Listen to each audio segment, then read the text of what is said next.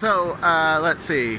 Just like, Dan Bell has his Dead Mall series, I have my Live Mall series. Well, okay, kind of alive, but yeah. So this is the Valencia Town Center. This is my mall, actually. And let's see. We're gonna go downstairs. Check it out. This is summer, and it's actually pretty packed. The spring and the fall tends to be a little not crowded. Christmas is pretty good here, but this mall was opened on my birthday in 1993. September 25th, 1993. This was, was it 92 or 93? It was 93. You can see one of the Acre stores is gone. Sears is gone. It is completely gone, as you can see. But this mall just keeps carrying on. You got a House of Bounce. Yeah, we've got the Canyon Club here. And this whole side of the mall back here is pretty much the Canyon Club bar, karaoke, yeah, gift shop, everything. So, as you can see, it's a pretty decent mall. There used to be a Foot Lockers here, and it's gone. I would say this mall is about maybe 85% capacity, maybe 90 at the moment. But as you've seen in the Dead Mall series, and if you haven't, I highly suggest you look it up. Dan Bell has done a Dead Mall series, and basically shows the dying trend of malls. That it's just falling. Malls used to be a place where everybody got together and shopped. Mr. Roach made the first malls, as you know. He was a guy who eventually studied law, and instead of making a place called Shopping Mall, he just decided to just call it mall. And he was the one who made the first indoor malls in the 50s. And he kept making malls until 1982. And that mall is actually falling on hard times, and a lot of them are too. I will say this, even though I'm walking around here, it doesn't have the same nostalgia as when I grew up and I was hanging around the Glendale Galleria, Northridge Fashion Center. They have a lot more of a feel to it. So I'm going down on the first floor onto towards Macy's, another Anchor store. So this mall's got Macy's and JCPenney. They got rid of Sears, and they added an outdoor area to the mall. Give it kind of the feel of the Grove. It's got a second story up there, and this is one of the busier days. Now, why is this mall doing so well? Well, okay, first off, I think you had a problem with there were too many malls in one place.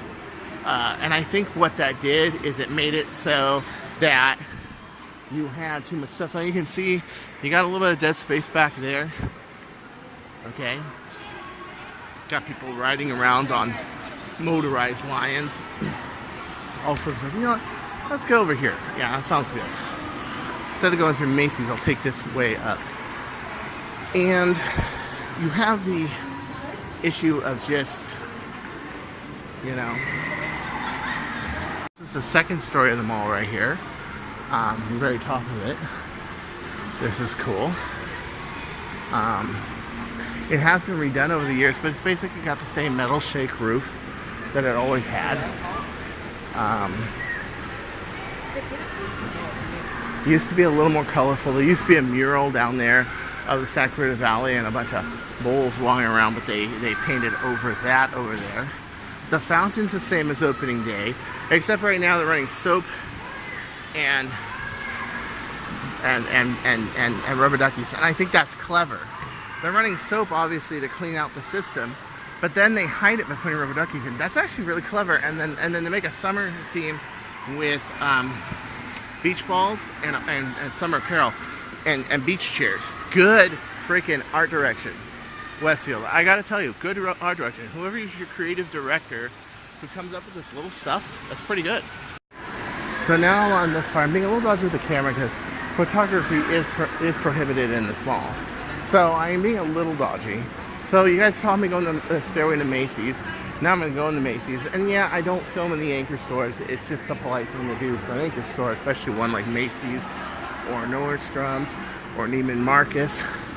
Macy's not the highest class, but I would still consider them high enough that you want to turn off your phone. And here's a hot topic I ran onto. Here we are. Yeah.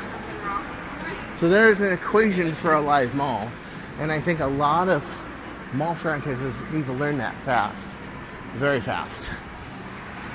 And pretty soon we're going to see mall in rich areas. And that's kind of sad. Because it's good to get away from the heat. It's good to shop. It's good to have fun. Okay, so here's the outdoor area. Now, unlike places like Florida or Singapore, it does get hot here, yes, but it's a dry hot. Santa Clarita is the middle of the desert. Well, it's on the edge of the desert, really.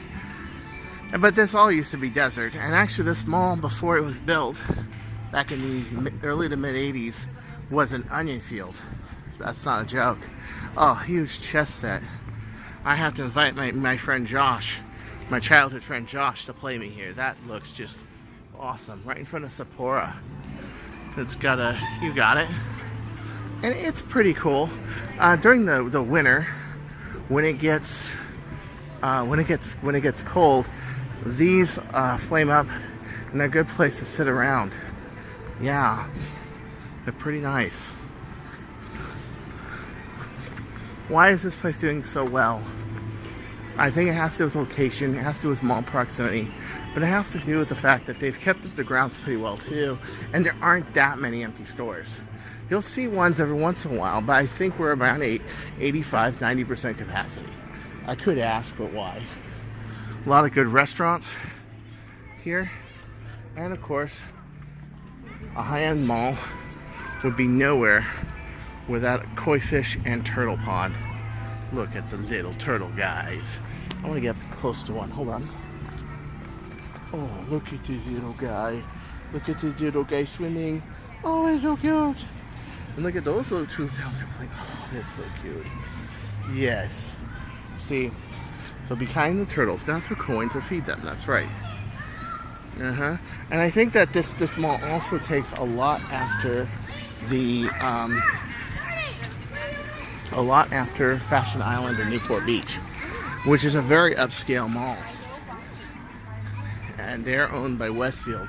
Now, I love malls, typically because a lot of them are indoors, and I can walk around when it's summer. The Del Amo Mall, for example, from one lap around that mall to and from the end of Sears all the way to the mall was 1 mile. That means if I did 8 laps, I did 8 miles. So on days where it got unbearably hot, I can just walk around the mall. Yeah, and it's a straight line. But now they've redone it, so it's a tad different. But back when they were owned by Simon, this one's owned by Westfield. It was pretty good. They got a little kids area over here by Sears, where Sears used to be, and now it is closed. Yeah. So let me go back around here. And you can see the mall layout here. I don't know what they're going to do with Sears. They said it's going to be an art center, but to be honest with you, that's pretty big to make an art center. Even to get a tax credit, that's pretty big. You can see where the Sears used to be, and they just jotted it off the map right here. Yeah. So at any rate, this is Chris Cartea doing the live mall series. Places are still happening and up, and despite their hours of only Monday to Saturday at 9 and Sunday the place closes at 6, which I think are unbearable hours. It should be open until at least 10:30. Dude, this place is kicking. What other reason is this mall alive? Okay, well, I can tell you, lots of outdoor seating areas. There's the Saddle Ranch Grill back there, an Italian restaurant called Sicily's over there, and you've got high rises. Cunard and Princess Cruisers are both in that building right there, as you can see. You also have Lucky Credit Union. You also have a lot of office space. Yes, hold on. So of course leads to my other point. The mall makes you feel safe. Okay, let's go down this one side right here. Okay. There it is. And you can see it. Very nice. Very nice looking mall. You got indoors, you got outdoors, you got a cigar shop here called Genuine Cigars. A friend of mine named Joey runs that place. And, you got a nice little turnabout here. Yeah. But it's taken some hits. It has. Edwards moved from there to here, and it was really unsure if that was going to fly. I didn't think it was going to, but it did. They moved it more to the front of the mall. And right here, where the Saddle Ranch Grill is where Edwards used to be. Before that was a TGI Fridays. You got a Pottery Barn, see? And you got a Starbucks, which isn't too far out. But overall, it's because this place looks kind of busy. You got buildings everywhere. You got high-rise parking structures, 3 of them. And yeah, that makes it so the mall is a little bit more like a city, see? Another mall that's kind of like that is Fashion Island in Newport Beach. This takes a lot after Fashion Island, but more condensed. Yeah. There's a lot of security. Okay, here's where the old Edwards used to be, where this gold gym is. And right by the Johnny Rockets over there. Yeah. And the Edwards Theaters is now over there. And this has took a real big hit when that became a Gold's Gym and not a Borders. We all remember Borders went out. Right across the street, you got Target, and you got a Big 5, and I'm going to see if I can find the Delta Hooter. That's right. Right across the street, you got yet another shopping center. That's right. Okay. There's one thing I'd like to add. Even with a GameStop across the street, look at this. Another GameStop. There's one in the mall and there's one here. Even with another shopping center across the street, they both thrive. They do well. The parking is full here. The stores are stocked. Everything's great. This is another Valencia Town Center, is that it is made in a...